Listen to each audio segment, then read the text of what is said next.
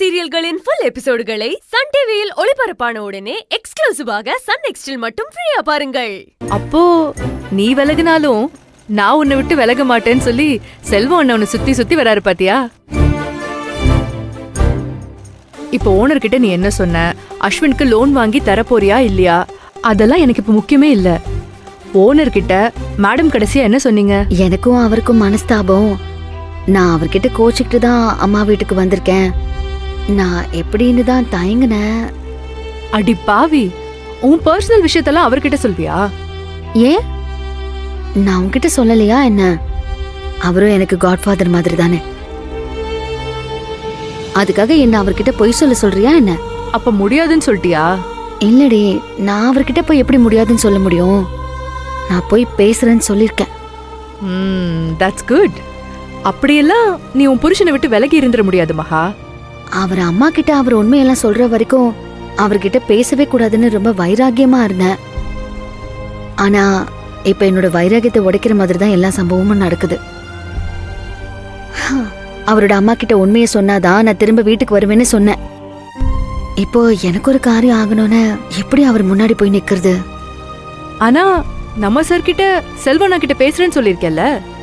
மகா மேடம் தான் கொடுத்த வாக்க மீறவே மாட்டீங்கல்ல. என்ன செய்யறதா உத்தேசம்?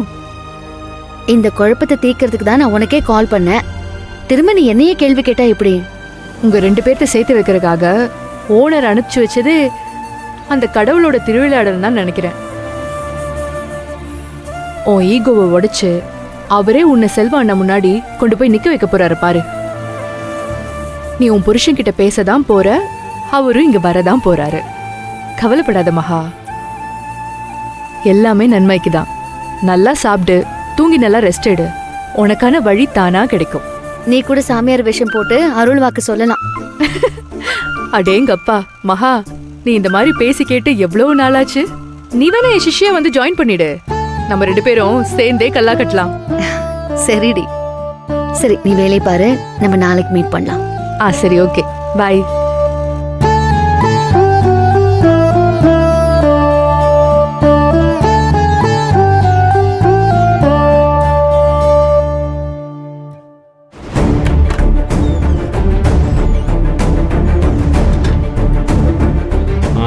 பரவாயில்லையே, புருஷன் விக்கல் எடுத்து செத்துறக்கத்துல போகிறான்னு தண்ணியெல்லாம் கொண்டு வந்திருக்க.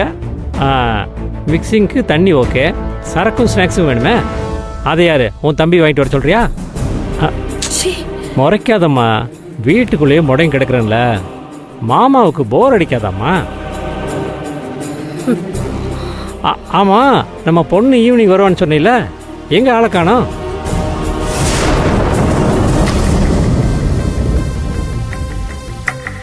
ஆமால, ஆனா எதுவும் சரியில்லையே, என்ன பண்றது?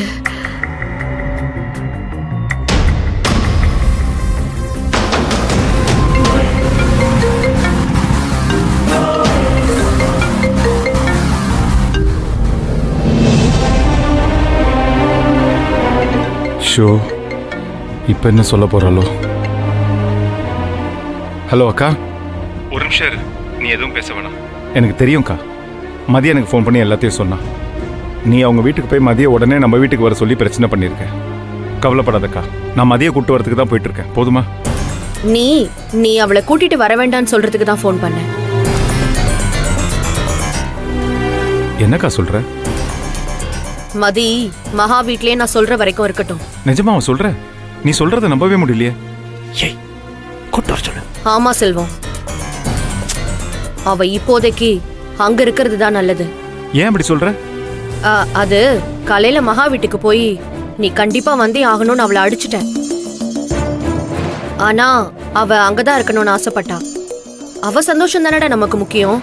அதனாலதான் 2-3 நாள் அங்கே தங்கிட்டு வரட்டும். நீ சொல்றது கரெக்ட் தான். மதி அங்கேயே இருக்கட்டும்க்கா, நீ ஒன்றும் கவலைப்படாத.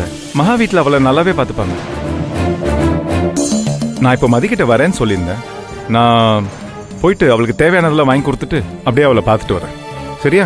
சரி சரி, நான் வச்சிடுறேன். ம்.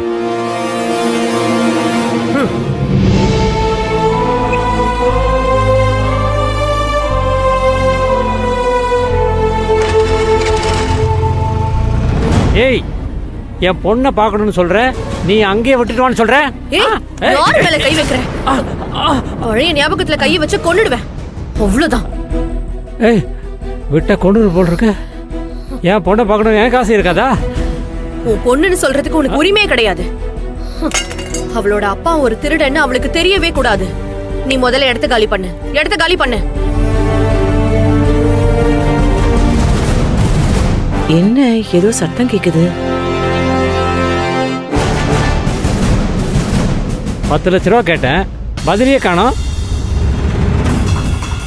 கொடுத்த என் பாட்டுக்கு என் வழியை பார்த்து நான் போயிட்டே இருக்க போறேன். உன்னையும் உன் பொண்ணையும் நான் ஏன் தொந்தரவு பண்ண போறேன்? என்ன 10 லட்ச ரூபாவை அவ்வளவு சாதாரணமா சொல்ற? நானும் என் பிள்ளையுமே என் தம்பி சம்பாத்தியத்துல உட்காந்து சாப்பிட்டுட்டு இருக்கோம். அவ்வளவு பணத்துக்கு நான் எங்கடா போவேன்? அதை உன் தம்பி கிட்ட கேடு. பேங்க்ல வேலை பார்க்கறான்ல, அவன் நினைச்சா 10 இல்ல 50 லட்சம் கூட கொண்டு வரலாம். 50 லட்சமா? 10 லட்ச ரூபாவை லாக்கர்ல வச்சிருக்கேன்னு சொன்னாங்க.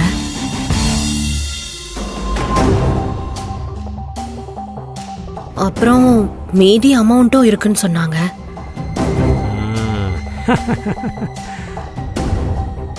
நீ யோசிக்கிறத பார்த்தா ஐடியா கிடைச்சிருச்சு போல இருக்க. வெண்ணிலா,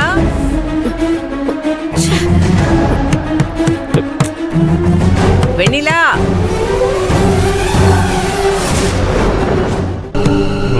சே, இந்த தாய் கிழவி தொலை தாங்க முடியலையே. முக்கியமான நேரத்தில் வந்து முட்டுக்கட்ட போடுது. என்னடி பண்ற? கதவை தர. இதோ வரேம்மா. உள்ள போய் தொலை. போன்னு சொல்றல, போ.